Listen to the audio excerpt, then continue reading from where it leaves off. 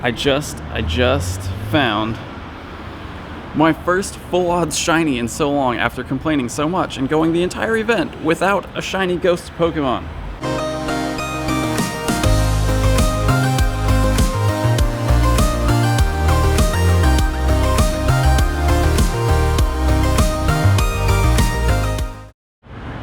Oh, the cars are coming.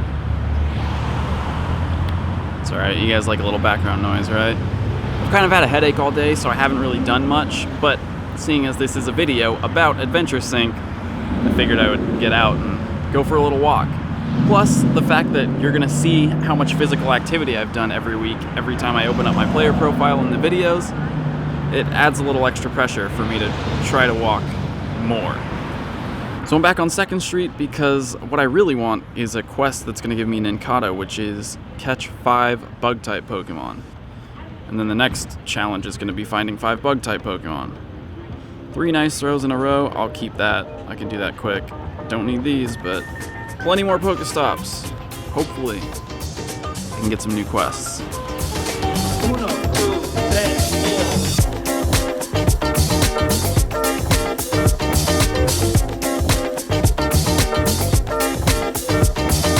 4. I just found my first full odds shiny in so long after complaining so much and going the entire event without a shiny ghost Pokemon.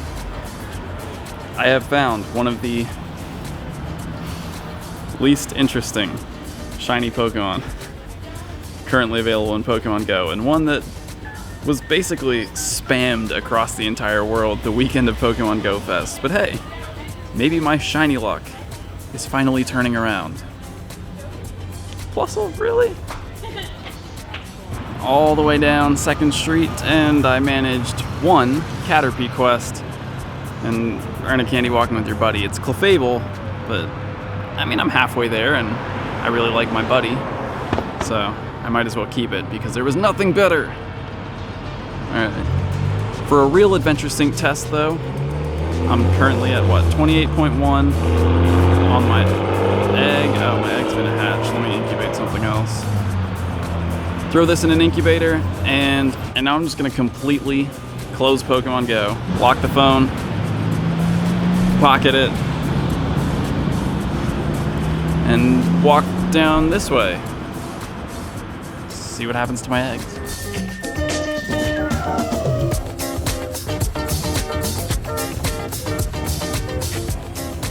Can you see me at all? Doesn't matter. Just look at the sky, it's a lot prettier than I am. Made it down to the beach, gonna open up the game. See how I'm doing on the eggs. Oh, right on top of a Pokestop. I have made no progress. When does Adventure Sync? Well, just gonna toss one of these since there's Pokestops around. Maybe it's a catch 5 bug types. It's send 5 gifts to friends. No thanks. Oh, there it goes. 0.5. 0.49.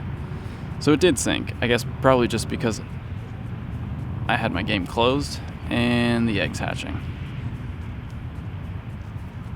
Would have preferred a shiny one of these over that Plusle. Honestly, at this point, I feel like Niantic's just trolling me.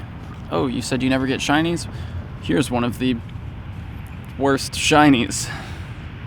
Stop complaining, I guess. Thanks, Niantic. Just gonna keep walking. Looking for Nincada quest. Nincada? How do you say it? It makes more sense. Cicada, Nincada. I've always just said Kata.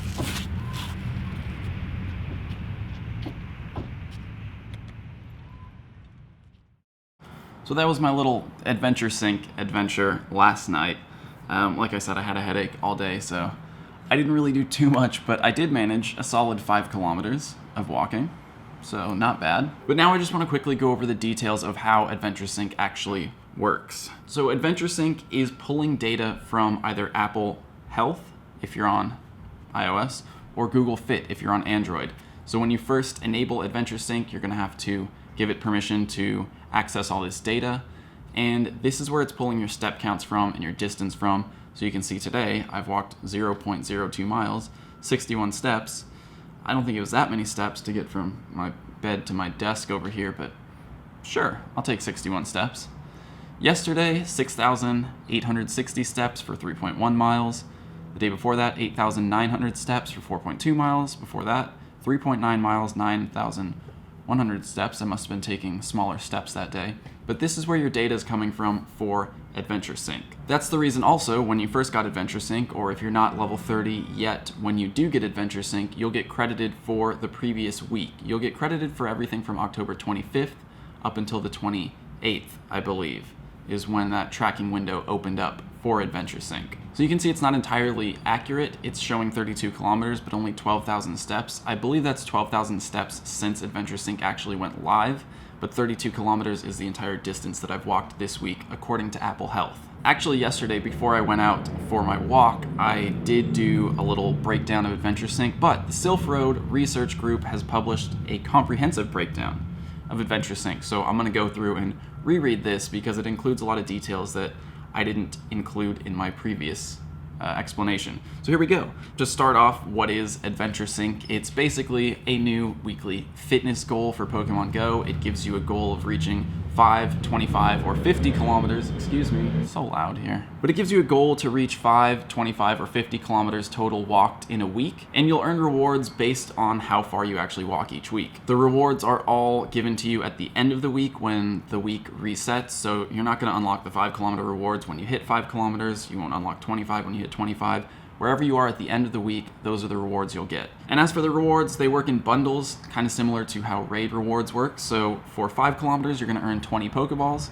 When you hit 25 kilometers, you're going to earn the previous rewards, which is 20 Pokeballs, plus 10 Great Balls, plus either 500 Stardust, a rare candy, or a 5-kilometer egg. One of those 3. So that's sort of a separate bundle in addition to the 10 Great Balls, the 20 Pokeballs. When you hit 50 kilometers, you're going to earn everything from 25 kilometers, everything from 5 kilometers, plus 5 Ultra Balls, plus 1,500 Stardust, or 3 rare candies, or a 5-kilometer, or a 10-kilometer egg. So at 50 kilometers, you're essentially going to be earning a lot of balls, a lot of Stardust, a decent amount of Stardust, 2,000 Stardust, plus up to 4 rare candies, or 2 eggs, or rare candies and eggs. You see how it works, right? Now, when Adventure Sync first launched, everyone who had access to it got rewarded for the previous week or part of the previous week. So you saw that in my video yesterday where I claimed and I got 25-kilometer rewards. I got 20 Pokeballs, 10 Great Balls, and the Stardust rewards were actually bigger at first, and Niantic nerfed it pretty quickly. I thought 15,000 Stardust for walking 50 kilometers was pretty reasonable. That's not like an insane amount of Stardust to earn in a week, but nerfing it down to 1,500 at the 50-kilometer reward is, well, it's kind of disappointing. 2,000 Stardust, you can get that in 20 Pokemon catches or less. So to walk 50 kilometers and at the end of the week only receive 2,000 dust at most is kind of low, I think. If you watch my videos, you know that egg Pokemon rarity is actually separate from the actual distance of the egg. So there are common, uncommon, rare, very rare egg Pokemon, and those can exist across any distance of egg. So it's unclear whether Adventure Sync actually has dedicated Pokemon or dedicated rarities for the eggs that it's handing out, or if it's just handing out any Pokemon in 5-kilometer or any Pokemon in 10-kilometer eggs. If you don't want eggs, if you don't want to actually pick up 2 5-kilometer eggs when you reach 50 kilometers at the end of the week, just make sure you don't have any space for eggs when you collect your reward, and it'll just remove those eggs from the possible pool, so you'll be limited to either Stardust or rare candies. If you do want eggs, if you want that 10-kilometer egg or a chance at a 10-kilometer egg, make sure you have space for eggs when you collect your rewards at the end of each week. As for when that week actually ends, it seems like Monday is the dedicated day. The game seems to be tracking or counting distance starting on Monday. So sometime Monday it should reset, and that's when you'll be awarded your rewards for the previous week. So at this point I'm at 32 kilometers. It's Saturday today, Gengar Day, actually. So my goal is to walk at least 9 kilometers today, 9 kilometers tomorrow, and hit the 50-kilometer rewards before Monday. Now, diving back into how Adventure Sync actually works and the distance tracking. It, again, uses data from Google Fit or Apple Health, and it's only going to track that data when Pokemon Go is completely closed. When the app is closed, like you saw me close it in the video earlier, that's when it's pulling that data from Apple Health or Google Fit. If you have a Go Plus connected, it seems like it actually defaults to the Go Plus. It's not using the health data, it's using your regular Pokemon Go tracking with Go Plus. If you have your game open and you're actively playing, if you're spinning stops or catching Pokemon, again, it's using the game's tracking, which, as we know, is not as accurate as the health or Google Fit data. The speed cap also applies to Adventure Sync, unfortunately. So for those of you who run with your phones and use your phones as fitness trackers for running, if you're above the speed cap, 10.5 kilometers per hour, unfortunately, you're not going to get credit for any of that distance. The game data does show compatibility for wheelchair pushes and wheelchair distance. That is also tracked through Apple Health or Google Fit. But as of right now, it seems like the game is not recording that properly. Again, it's a staged rollout. The reason it hasn't rolled out to all trainers is because Niantic is still testing it. So hopefully all that gets fixed and wheelchair distance starts getting tracked accurately very soon. It does, however, work on a treadmill. So if you're on a treadmill, it will count steps and apply those to Adventure Sync, to your distance, towards your eggs, towards your buddy candy. So I guess maybe you could break the speed cap if you were on a treadmill, because it wouldn't actually track your distance and know how fast you're running. It would just be counting steps. I'm not sure. Someone try it out and tell me. I don't have access to a treadmill. And again, remember, your Pokemon Go app does have to be completely closed for Adventure Sync to use that actual health data for tracking distance. So if you open the game and then switch to a different app, it's not using the health data. It's not using the Adventure Sync tracking. It's using the actual in-game tracking, which we know to be much less accurate. And then finally, in theory, Adventure Sync should work without mobile data, without GPS data, because Apple Health and Google Fit will continue to track your activity even if your phone is not connected to the internet.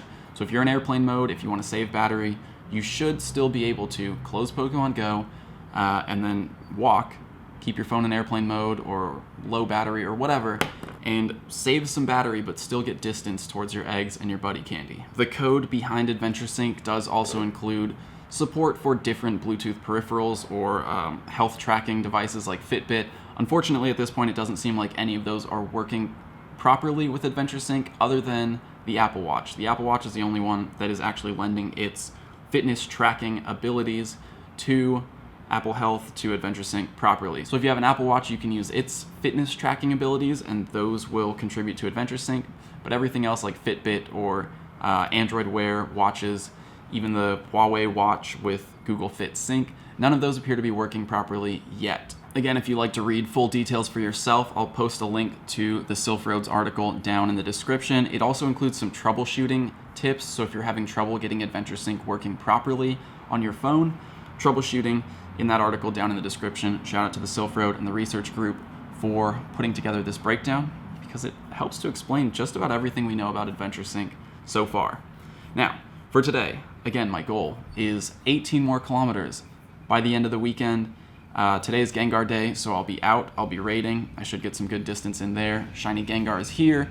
Niantic has said via Niantic Help, which is not always accurate, that Shiny Ghastly should be available in the wild now. I haven't seen one yet, so if you see one, tweet it at me, please. I would like to see confirmation of that.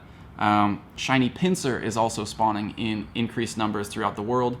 This is to coincide with the Safari Zone event going on in Taiwan right now, the same way that we saw Roselia spawning all over the world during the Safari Zone in Dortmund. We saw Plusle and Minun during Pokemon Go Fest weekend, and we saw Plusle last night. Still, it's just like, yes, I got a shiny. I can barely tell it's shiny, but hey, I got a shiny, so I guess I'm not totally cursed. I'm just a little bit cursed, because it's not a great shiny. Anyway, back to Pinsir. I keep getting sidetracked by the Plusle. I just can't believe it. Pinsir is spawning like crazy, so it seems like everyone who went out for Gengar Day also at least found one shiny Pinsir. Some people found like 7. So they're out there, and that's what's going on today in Pokemon Go. As you're watching this, you should actually be out raiding Gengar, probably. So good luck. Tweet me your shinies, shiny Gengar, and if you find shiny Ghastly especially, that's what I want to see. Questions on Adventure Sync, leave them below. I'll try to answer. And again, that Sylph Road article does have troubleshooting tips if you're having any issues with Adventure Sync.